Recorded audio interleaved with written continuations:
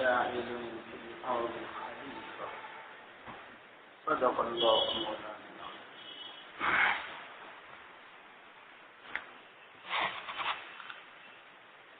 محترم دوستو،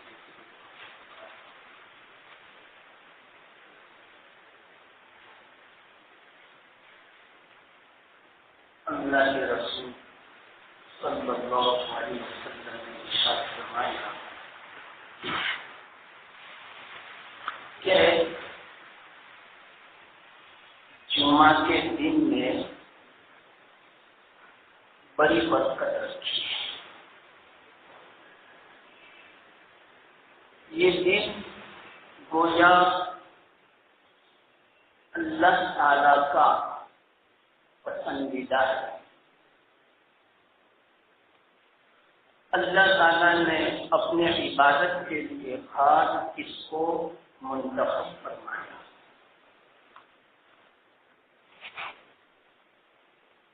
اس کی فضیلت بھی بہت ہے. ایک حدیث ہے ملا علی قاری رحمۃ اللہ علیہ نے میرے بات میں بیان کرنا کہ جو آدمی جمعہ کے دن غسل کرے، جلدی مسجد آوے، پیدل چل کے آوے، امام سے قریب بیٹھے، خطبے کو غور سے سنے، کوئی بیکار اور لغو بات نہ کرے، تو اللہ تعالیٰ ہر قدم پر ایک سال کی عبادت کا ثواب اور ہر قدم پر ایک سال روزہ رکھنے کا ثواب عطا کرتا. کس نے پڑھی؟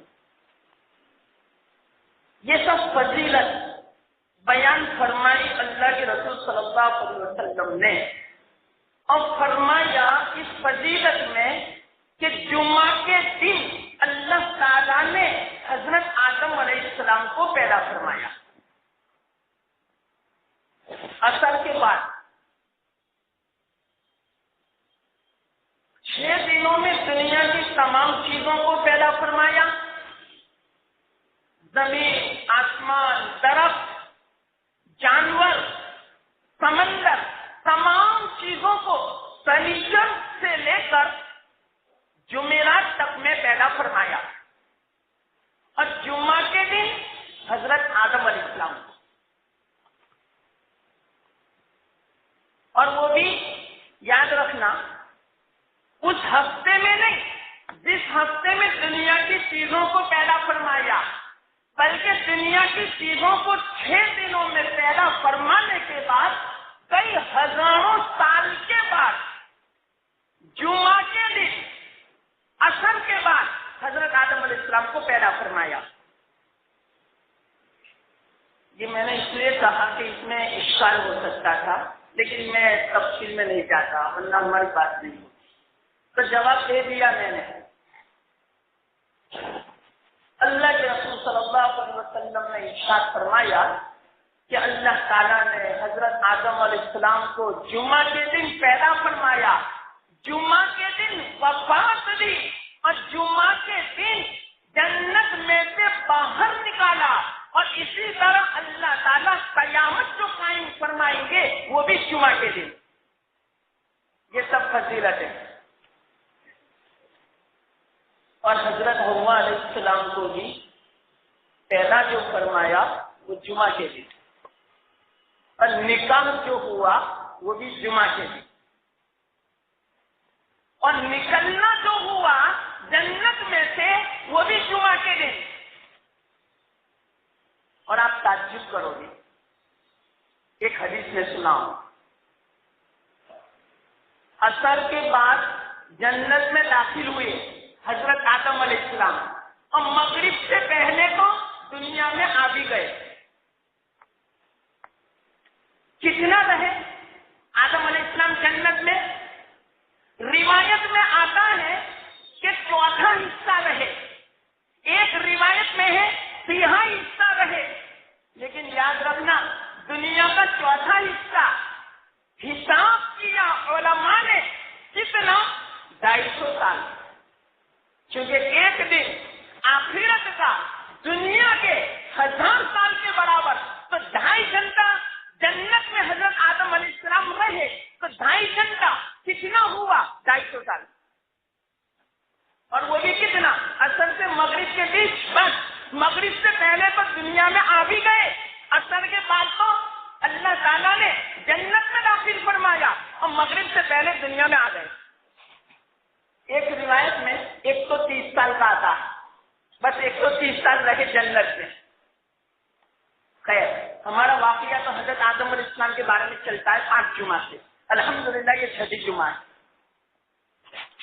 تو اسی مناسبت سے یہ میں نے بیان کیا۔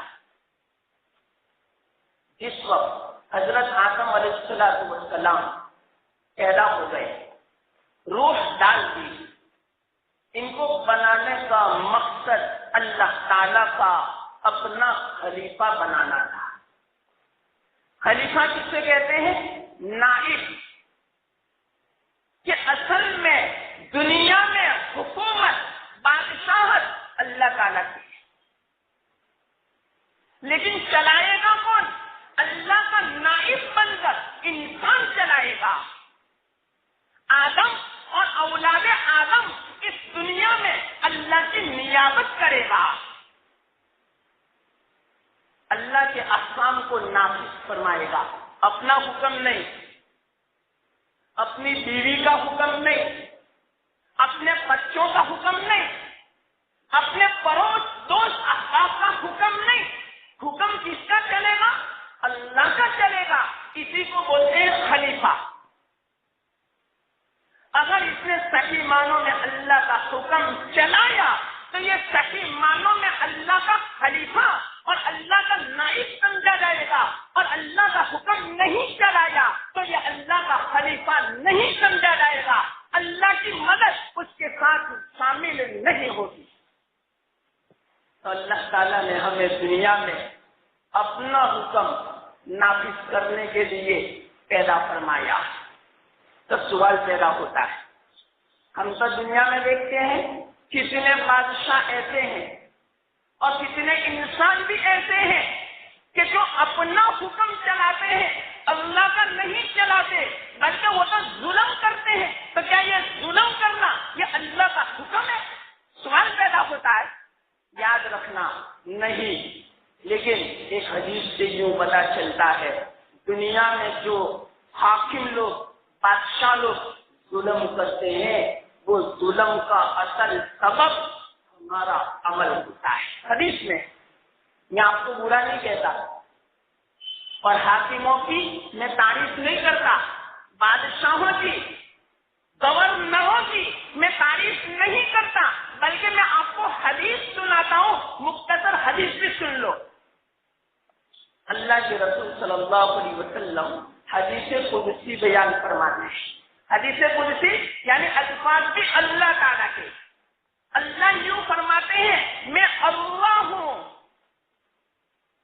میں حاکموں کا حاکم ہوں، میں بادشاہوں کا بادشاہ ہوں، بادشاہوں کے قلوب میرے قبضے میں ہیں۔ اے بندو، اگر تم میری اطاعت بجا لاؤ گے تو میں بادشاہوں کے دلوں کو نرم بنا دوں گا، وہ آپ کے ساتھ رحمت کا معاملہ کریں گے، اور اے بندو اگر تم نے میری نافرمانی کی تو میں بادشاہوں کے دلوں کو آپ پر سخت بنا دوں گا، اور بادشاہ اور حاکم لوگ آپ پر ظلم کریں گے۔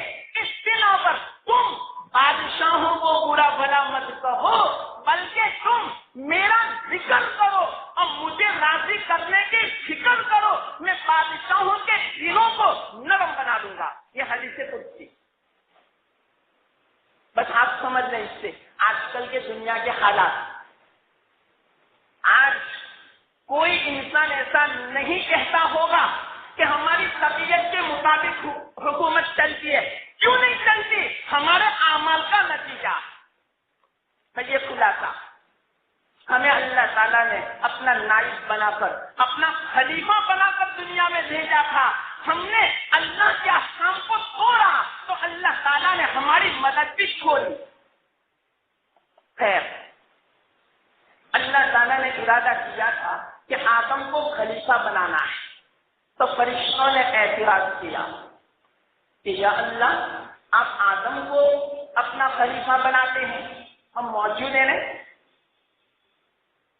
اللہ تعالیٰ نے فرمایا آپ کو معلوم نہیں کہ میں کیوں آدم کو اپنا خلیفہ بناتا ہوں؟ آدم کے اندر وہ صلاحیتیں میں نے پیدا کی جو صلاحیتیں کہ فرشتوں تمہارے اندر موجود نہیں، فرشتوں کی نظر وہاں تک نہیں پہنچ سکی جہاں تک اللہ تعالیٰ کی نظر تھی۔ ایسے تو کسی بھی نظر نہیں پہنچ سکتی، جو اللہ کی جو حکمت ہوتی ہے اس حکمت کو کوئی نہیں سمجھ سکتا اللہ کے علاوہ۔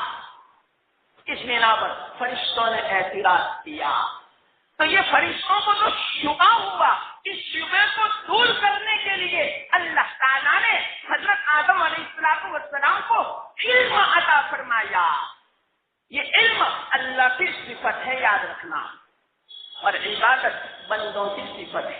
فرشتوں میں عبادت ہر وقت عبادت کرتے ہیں۔ عبادت کا معنی کیا؟ اپنے آپ کو اللہ کے سامنے عاجز بنانا، اپنے آپ کی پیشانی کو اللہ کے سامنے جھکا دینا، انتہائی ذلت کو اللہ کے سامنے ظاہر کرنا، اس کو بولتے ہیں عبادت۔ تو اللہ تعالی کی شان تو بہت اونچی ہے، اللہ کسی کے سامنے جھکتا نہیں، اللہ عاجز نہیں، بندہ مطلب کہ عاجز ہوتا ہے۔ تو عبادت یہ تو بندوں کی شان ہے اور فرشتوں کی صفت ہے، اور اللہ کی صفت تو رفعت کی ہے، علم کی ہے۔ تو اللہ تعالیٰ نے اپنی جو صفت سے علم کی وہ حضرت آدم علیہ السلام کو عطا فرمائی۔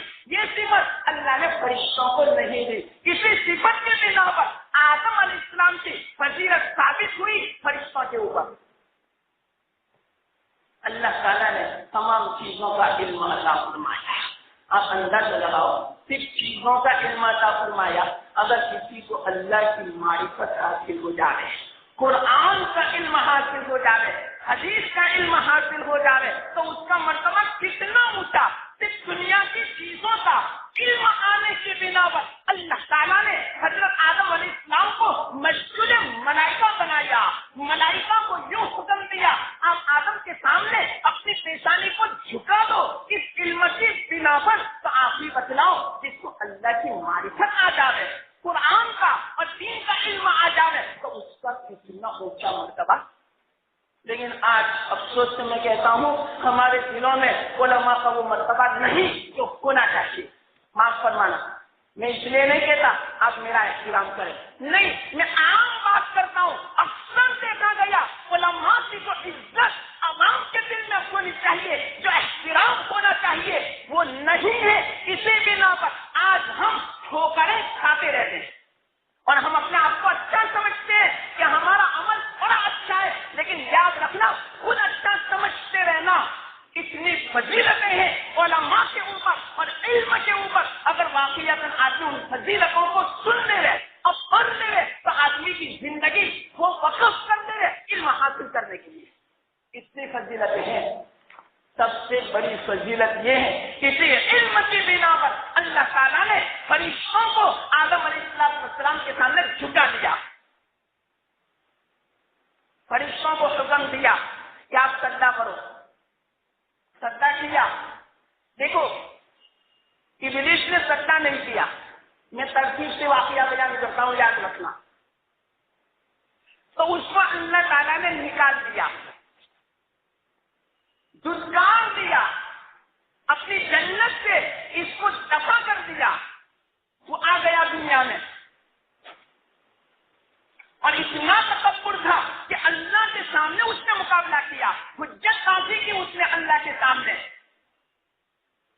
اور اپنی جو آخرت جو پیدا کرنا تھا اس کی فضیلت کو اللہ کے سامنے بیان کرنے لگا کہ میں کیسے سجدہ کروں، یہ آدم تو مٹی سے بنائے گئے اور مجھے تو نے آگ سے بنایا، اور آگ رفعت کو چاہتی ہے اور مٹی تو پستی کو چاہتی ہے، اور رفعت والی بلند جو چیز ہوتی ہے وہ پستی والی چیز کے سامنے کیسے جھک سکتی ہے؟ یہ ہو ہی نہیں سکتا کہ اللہ میں سجدہ نہیں کروں گا۔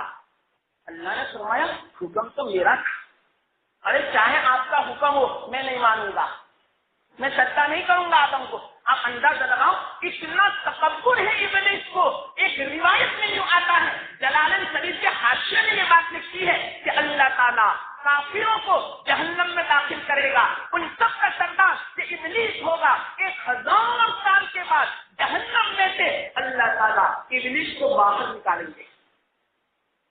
1000 سال آپ اندازہ لگاؤ, ایک سیکنڈ جہنم میں رہنے کی کسی کے اندر ہمت نہیں. 1000 سال اگر کوئی جہنم میں رہے تو اس کی اصلاح ہو جائے گی نہیں, بولو. لیکن 1000 سال کے بعد جب ابلیس کو باہر نکالیں گے, یہ خاص ابلیس کے لیے یاد رکھنا, اوروں کے لیے نہیں, صرف ابلیس کو یہ مہلت ملے گی. اللہ یوں فرمائے گا کہ ابلیس تو نے میرا عذاب دیکھ لیا کہ ہاں بڑا خطرناک عذاب ہے, کیا میں تیری بخشش کروں؟ ابلیس کہے گا کیوں نہیں, اگر تو میری بخشش ہو جا رہے, جہنم سے خلاصی مل جاوے, یہ تو کتنی اونچی نعمت. تو ابلیس سے اللہ یوں فرمائے گا کوئی حرج کی بات نہیں, تیرے لیے ابھی بھی توبہ کا دروازہ کھلا ہوا ہے, لیکن ایک شخص میں آدم کو جنت سے باہر نکالتا ہوں, اس کے سامنے صرف سجدہ کر لے. ابلیس نے کہا جہنم میں جلنا تو گوارا ہے, آدم کو سجدہ کرنا گوارا نہیں. آپ اندازہ لگاؤ, تکبر کا دیکھو. معاف فرمانا, یہ مت سمجھنا کہ ایسا تکبر صرف ابلیس کو ہے, ہم میں سے بھی بعضوں کو ایسا تکبر ہے کہ کوئی ماننے کے لیے تیار نہیں. میرے ساتھ ایک واقعہ پیش آیا, میں مختصر سناؤں. ایک آدمی کا مرض الوفات تھا, یوں سمجھو اس بیماری میں اس کا انتقال ہوا. بعد میں مجھے پتا چلا کہ اس کا انتقال ہو چکا. دعا تو یہی کرتا ہوں اللہ ان کی مغفرت فرمائے. ایک آدمی نے مجھے کہا مولانا آپ آؤ نا میرے ساتھ, فلانے آدمی بیمار ہے اور سکرات جیسا لگتا ہے اور انتقال ہونے والا ایسا لگتا ہے. میں گیا, یہاں کا واقعہ نہیں ہے, کاٹھیاواڑ کا واقعہ ہے.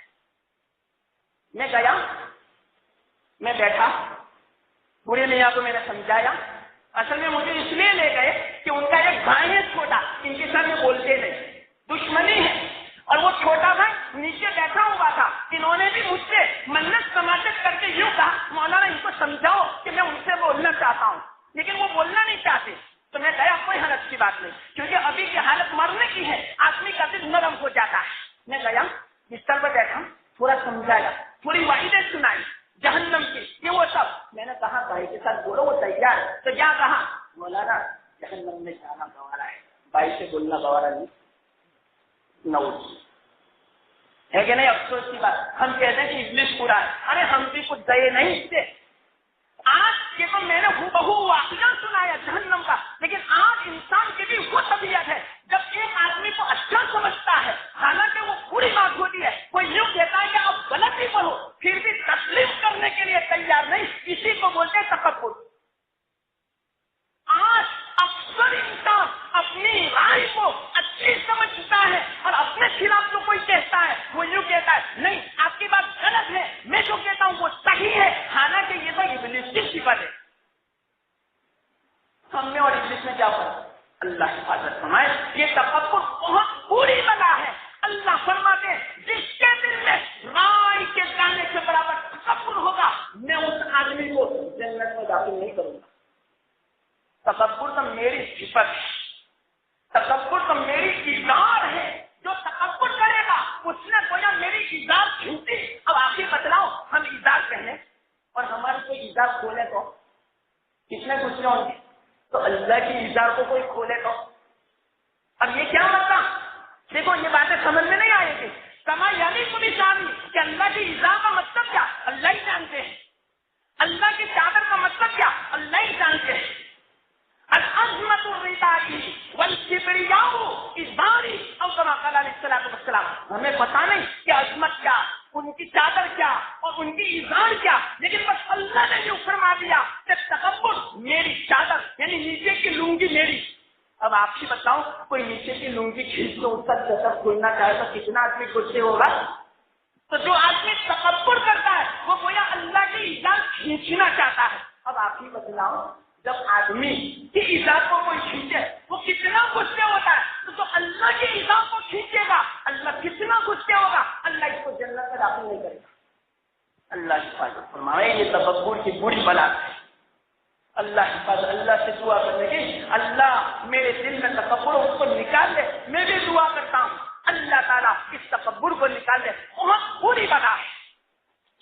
ابلیس نے تکبر کیا، بلکہ ایک حدیث میں سنا دی، اللہ کے رسول صلی اللہ علیہ وسلم نے ارشاد فرمایا، ایک مرتبہ حضرت موسیٰ علیہ السلام کوہ طور پہ تشریف لے جا رہے ہیں۔ ایک ایک بات میری یاد رکھنا اور گھر پہ بھی سنانا، میں نے پہلے دن کہا تھا۔ تو ابلیس رستے میں ملا، اس نے کہا یہ موسیٰ کہاں جاتے؟ لیکن اللہ تعالیٰ نے مجھے اپنی سرگوشی کے لیے بلایا، یاد فرمایا۔ دیکھو ان کو جب اللہ سے ہم کلام ہونا ہوتا تو ان کو گھر سے کوئی دور پہ جانا پڑتا۔ آج امت محمدیہ کے افراد، ہم نبی کی بات نہیں کرتا، جب ہم اللہ سے کلام کرنا چاہتے ہیں، چاہے گھر میں بیٹھ کے کلام کرو، چاہے بازار میں اللہ سے کلام کرو، بس کلام مجید کی تلاوت شروع کر دو، یہ اللہ سے کلام کرنے کے برابر ہے۔ اللہ اور حضرت موسیٰ علیہ السلام کو جب اللہ سے کلام کرنا ہوتا، گھر چھوڑ کے کوئی دور پہ جانا پڑتا، اور اس امت کے لیے جب اللہ سے کلام کرنا ہوتا ہے، کیا مسجد میں بیٹھ کے قرآن پڑھو، گھر میں قرآن پڑھو، یہ کوئی اللہ سے کلام کرنے کے برابر ہے۔ اس میں بھی تفصیل ہے، یہ بالکل مختصر بات کہی۔ تو ابلیس رستے میں ملا، ابلیس نے کہا کہ موسیٰ، اللہ تعالیٰ نے آپ کو رسالت سے منتخب فرمایا، آپ کو رسول بنایا، اللہ تعالیٰ نے آپ کو ہم کلامی کے شرف سے مالا مال فرمایا۔ حضرت موسیٰ علیہ السلام نے فرمایا تو کیا کہنا چاہتا ہے کہ میں توبہ کرنا چاہتا ہوں، آپ میری اللہ تعالیٰ کی بارگاہ میں سفارش کریں۔ حضرت موسیٰ علیہ السلام نے فرمایا کوئی حرج کی بات نہیں، یہ تو بڑی اچھی بات ہے، میں ضرور سفارش کروں گا۔ حضرت موسیٰ علیہ السلام کوہ طور سے تشریف لائے، سرگوشی ہو چکی۔ اس کے بعد حضرت موسیٰ علیہ السلام نے درخواست کی، اللہ تعالیٰ نے فرمایا اے موسیٰ آپ کی حاجت پوری کر دی گئی۔ یہ ترجمہ ہوتا ہے عربی کا، آپ کی حاجت پوری کر دی گئی، یعنی آپ کی دعا قبول، لیکن ایک شرط، آگے آئے، کوہ طور سے واپس آئے، رستے میں ابلیس پر انتظار کرتا تھا، ابلیس ملا، اے موسیٰ کیا ہوا؟ خوش ہو گئے حضرت موسیٰ علیہ السلام کہ اللہ تعالیٰ نے تیری توبہ قبول کرنے کا وعدہ فرمایا۔ ٹھیک ہے، اچھا میں توبہ کرتا ہوں، لیکن صرف ایک معمولی مختصر شرط ہے بس۔ ٹھیک ہے، وہ کون سی شرط؟ کہ اللہ یوں فرماتے ہیں کہ آدم کی قبر کو سجدہ کر دو بس ایک مرتبہ تو میں معاف کر دوں گا۔ ابلیس نے یوں کہا اے موسیٰ کیسی بات کرتے ہو، زندہ آدم کو میں نے سجدہ نہیں کیا، لیکن میں مردہ کو سجدہ کروں گا، جاؤ، کوئی حرج کی بات نہیں، میری توبہ قبول نہ ہو کوئی حرج کی بات نہیں، میں مردہ آدم کو سجدہ نہیں کروں گا۔ ایک بات بیچ میں یہاں ایک سمجھانا چاہتا ہوں، ہو سکتا ہے کسی کے دل میں اشکال پیدا ہو کہ اللہ تو یوں فرماتے ہیں کہ قبر کو سجدہ کرو، تو اس سے تو یوں پتا چلا کہ ہم بزرگوں کی قبر کو جو سجدہ کرتے ہیں نا جائز ہے۔ کوئی اس طرح کا اشکال، کوئی اس طرح کا مسئلہ نہ نکالے، اشتہار نہ کرے اس طرح کا، وہ تو صرف ابلیس کے لیے تھا، ہمارے لیے قبروں کو سجدہ کرنا حرام، اور اگر عبادت کی نیت سے اگر سجدہ کیا تو کافر ہو چکا، اور اگر سجدہ تعظیمی کی یعنی عظمت کی نظر سے کہ یہ بڑے بزرگ ہیں، لاؤ میں سلام جس طرح میں کرتا ہوں اس طرح میں سجدہ کروں تو یہ سجدہ کرنا حرام، شرک کے برابر ہے۔ اس سے اس طرح کا مسئلہ مستنبط مت کرنا، یہ بیچ میں تو اشکال تھا، اس کا جواب دیا۔ خیر، ابلیس جاتے جاتے اس نے ایک بات کہی، اے موسیٰ آپ کا میرے اوپر احسان کہ آپ نے میری بات کی اللہ تعالیٰ نے، اس لیے اس احسان کا بدلہ میں آپ کو چکانا چاہتا ہوں۔ تو کہا موسیٰ علیہ السلام نے کیا مطلب کہ دیکھو میں 3 حالتوں میں انسان پر بڑی شرارت کرتا ہوں، بہت فساد مچاتا ہوں، 3 حالتوں میں، تو 3 حالتوں سے ڈرتے رہنا۔ اے موسیٰ، وہ تو نبی تھے، موسیٰ علیہ السلام تو ڈرتے ہی رہتے تھے، یہ تو گویا ہمیں حکم ہے، ہمیں کیا کہا ابلیس نے؟ سب سے پہلی حالت غصے کی حالت میں ذرا ڈرتے رہنا، اس وقت میں انسان کے اندر خون کی طرح دوڑتا ہوں۔ انسان غصہ جب کرتا ہے نا گرم ہو جاتا ہے، وہ کون گرم ہوتا ہے؟ ابلیس اندر داخل ہوا۔ اب ہماری آنکھیں، ہمارے ہاتھ، ہماری زبان ہمارے ایک ابلیس کے قابو میں آ چکا. اس لیے اللہ کے واسطے غصے کی حالت میں ذرا قابو میں رہنا، اپنی زبان سے بیجا کلمات نہ نکالنا، ورنہ جو بیوی سامنے طلاق نکل جائے گی لفظ طلاق، اب بعد میں تم کافی افسوس ملتے رہو گے کہ میری تو اولاد بھی ہے اسے اور کئی سالوں سے تعلق بھی ہے، اب نہیں چلے گا، طلاق پڑ گئی. یہ غصے کی حالت میں ابلیس طلاق بلواتا ہے، انسان نہیں. اس بنا پر یوں فرمایا کہ غصے کی حالت میں اپنی آنکھوں کو ذرا قابو میں رکھنا، میں اپنے قابو میں لے لیتا ہوں. ایک تو یہ حالت. دوسری حالت، اللہ کے راستے میں جب آدمی نکلتا ہے تو اس وقت میں ان کو بال بچوں کو یاد دلاتا ہوں، گھر بار کو یاد دلاتا ہوں کہ کسی بھی طرح وہ اللہ کے راستے میں سے واپس آ جائے. تیسری حالت، اجنبی عورت سے تنہائی اختیار نہ کرنا. اس وقت میں بیچ میں قاصد بن جاتا ہوں، سفیر بن جاتا ہوں، ایمسی بن جاتا ہوں، ضرور میں گناہوں میں مبتلا کر دیتا ہوں. یہ تین جگہوں میں اپنے آپ کو مجھ سے بچائے رکھنا ابلیس نے کہا. حضرت موسیٰ علیہ السلام تو پہلے سے اپنے آپ کو بچائے رکھا تھا، یہ تو ہمیں تعلیم ہے. اللہ ہماری حفاظت فرمائے. خیر، اب کیا ہوا؟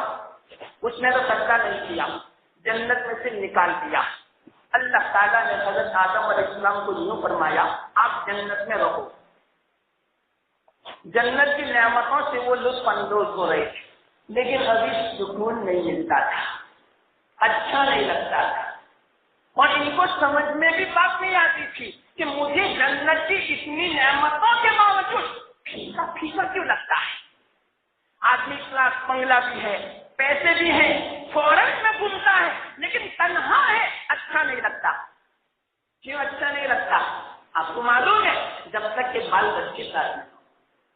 ہر آدمی جب فورن جاتا ہے یا کوئی نعمتوں میں رہتا ہے تو سب سے پہلے وہ بال بچوں کو یاد کرتا ہے کہ جب تک میرے ساتھ بال بچے نہیں ہوں گے وہاں تک مجھے اچھا نہیں لگتا.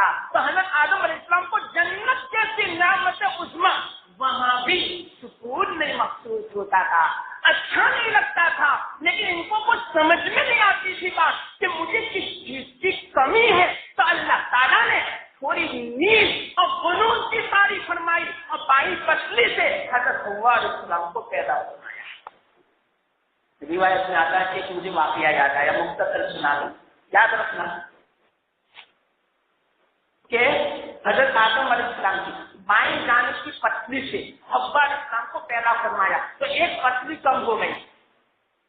تو کل ملا کر ادھر 12 ہے، ادھر 12، تو 24 پتلیاں ہیں. ان میں سے آدم علیہ السلام کی ایک پتلی کم ہو چکی تو مرد کی صرف 23 پتلیاں ہیں اور عورت کی 24 پتلیاں ہیں. دیکھو میں نے گنا تو نہیں، لیکن میں آپ کو کتاب میں جو میں نے پڑھا اور جو روایت میں جو آتا ہے وہ میں کہتا ہوں. ایک مرتبہ کیا ہوا، حضرت علی رضی اللہ تعالیٰ عنہ کے زمانے میں ایک خنثی مشکل تھا، ہجرا. اللہ حفاظت فرمائے. ضمن بھی اس میں ایک بات کہہ دیتا ہوں. عام طور پر ہجرا کب پیدا ہوتا ہے آپ کو معلوم؟ جب آدمی اپنی بیوی کے ساتھ حیض کی حالت میں جمع کرتا ہے، اگر وہ نسخہ ٹھہر جاتا ہے تو وہ خنثی مشکل اور ہجرا پیدا ہوتا ہے. اللہ اور ایسی بیماری اس کو لاحق ہو جاتی ہے، لا علاج بیماری. پوری دنیا کے ڈاکٹر اگر علاج کرنا چاہے علاج نہیں کر سکتے جس نے اپنی بیوی کے ساتھ حیض کی حالت میں جمع کیا ہو. خیر یہ تو بیچ میں ایک بات آئی. تو وہ ہجرا تھا.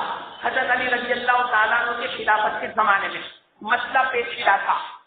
خنثی مشکل علماء جانتے کسے بولتے ہیں کہ جس کے اندر مرد کی علامت بھی ہو اور عورت کی بھی علامت ہو. اس کو مرد کی قوت بھی ہو اور عورت کی بھی قوت ہو، دونوں قوتیں ہوں. یعنی وہ ہجرا کیسا ہوتا ہے، وہ بچہ بھی پیدا کر سکتا ہے اور وہ کسی عورت کے ساتھ نکاح بھی کر سکتا ہے. اس کو بولتے ہیں خنثی مشکل. پھر اس کا مسئلہ پیش آیا. حضرت علی رضی اللہ تعالیٰ عنہ کے خلافت کے زمانے میں بڑا پیچیدہ تھا. سمجھ نہیں پڑتی تھی کہ ان کی میراث کون سی متعین کرے، مرد کی کرے یا عورت کی کرے. حضرت امیر معاویہ رضی اللہ تعالیٰ عنہ نے فرمایا یہ مشکل مسئلہ. حضرت حضرت علی ہی حل کر سکتے ہیں۔ دیکھو اس زمانے میں بھی مشکل سے مشکل اگر کوئی مسئلہ آتا حضرت علی کے پاس 1 منٹ میں وہ حل ہو جاتا۔ بہت سارے مسائل ہیں، یہ مختصر مجلس میں آپ کو میں مثال بھی پیش نہیں کر سکتا کہ کیا کیا مسئلے ہیں۔ تو یہ مسئلہ جب پیش آیا حضرت علی نے فرمایا اوہو بڑا آسان ہے، اپنے 2 غلام ان سے یوں کہا جاؤ اس خنثی مشکل کی پتلیاں گنو، اگر 23 نکلتی ہے تو پھر بعد میں سمجھو کہ یہ مرد ہے، اگر 24 نکلتی ہے تو عورت سمجھو۔ وہ دونوں گئے اور اس کی پتلیاں گنی تو 23 نکلی اور یوں فرما کہ جاؤ وہ مرد ہے۔ اس سے بھی پتا چل جاتا ہے۔ تو دیکھو مجھے تو صرف ایک بیچ میں بات کہنی تھی کہ حضرت آدم علیہ السلام کی پتلی سے حضرت حوا علیہ السلام کو پیدا فرمایا، ایک پتلی کم ہو چکی تو 23۔ اسی بنا پر یاد رکھنا عورت انسان کی پتلی سے پیدا ہوئی اور وہ دل سے قریب والی پتلی سے پیدا ہوئی۔ اسی بنا پر انسان کو عورت سے جتنا سکون ملتا ہے اور عورت کی طرف جتنا دل مرد کا مائل ہوتا ہے اتنا دل دنیا کی کسی چیز کی طرف مائل نہیں ہوتا۔ دنیا کی کسی چیز کی محبت جتنی عورت کی محبت ہمارے دل میں آ سکتی ہے ایسی محبت کسی اور چیز سے نہیں آ سکتی۔ یاد رکھنا یہ تو فطری چیز ہے، اللہ نے یہ تو پہلے سے اس طرح پیدا فرمایا۔ جس وقت حوا علیہ السلام پیدا ہو چکی، آدم علیہ السلام نے دیکھا، دل مانوس ہوا، ہاں اسی چیز کی میں کمی محسوس کر رہا تھا، ہاتھ بڑھانا چاہا، ان کو پکڑنا چاہا تو فرشتوں نے کہا یہ آدم خبردار آپ نے چھیا کو۔ فرمایا کیوں؟ جنت کی نعمتیں ہیں، یہ بھی ایک نعمت ہے، میں اس کو استعمال کروں؟ فرمایا نہیں، جب تک آپ اس کا مہر ادا نہ کریں۔ فرمایا مہر کیا چیز ہے کہ نہیں 10 مرتبہ ایک نبی آنے والے ہیں آخری کے اولاد میں سے، ان کے اوپر 10 مرتبہ درود السلام دے دو، اگر تم نے درود السلام بھیج دیا تو یہ عورت حوا آپ کے لیے حلال ہو جائے گی۔ اب اندازہ لگا جس کی وجہ علماء نے بیان فرمائی، اس لیے کہ یہ پوری دنیا کا جو وجود ہے یہ آپ کے سبب سے ہے۔ کیوں؟ آدم علیہ السلام کے لیے حوا جو حلال ہوئی وہ درود شریف کے واسطے سے، اور اس کے بعد اولاد پیدا ہوئی، اور یہی اولاد قیامت تک گویا یہ سبب کس طور پر بنی؟ اللہ کے رسول صلی اللہ علیہ وسلم کے واسطے سے بنی۔ یہ تو مختصر بات میں نے بیچ میں کہی۔ جس وقت 10 مرتبہ درود شریف پڑھ دیا، فرشتے گواہ اب سے نکاح ہو چکا دونوں کا۔ اب شیطان ابلیس یہاں پریشان کہ اب کیا ہوگا، وہ تو جنت میں مزے سے رہ رہے ہیں اور میں یہاں دنیا میں۔ اب اس نے سوچا کہ کسی بھی طرح میں ان کو وسوسہ ڈال کر کسی بھی طرح میں ان کو جنت سے باہر نکالوں۔ اب یہاں سے بات ادھوری کیونکہ اپنا وقت ہو چکا، کیونکہ یہاں سے پھر کافی طویل بات ہے اور میں پوری نہیں کر سکوں گا، کیونکہ یہ بات ایسی ہے کہ واقعہ میں سنانے جاؤں گا کم از کم 5 یا 7 منٹ لگے گی اور آپ ہو سکتا ہے کہ دیر ہو جائے، اس لیے یہاں اپنی بات میں ختم کرتا ہوں۔ اللہ نے مجھے کہنے کی توفیق عطا فرمائی، اللہ قبول فرمائے۔ وآخر دعوانا ان الحمدللہ۔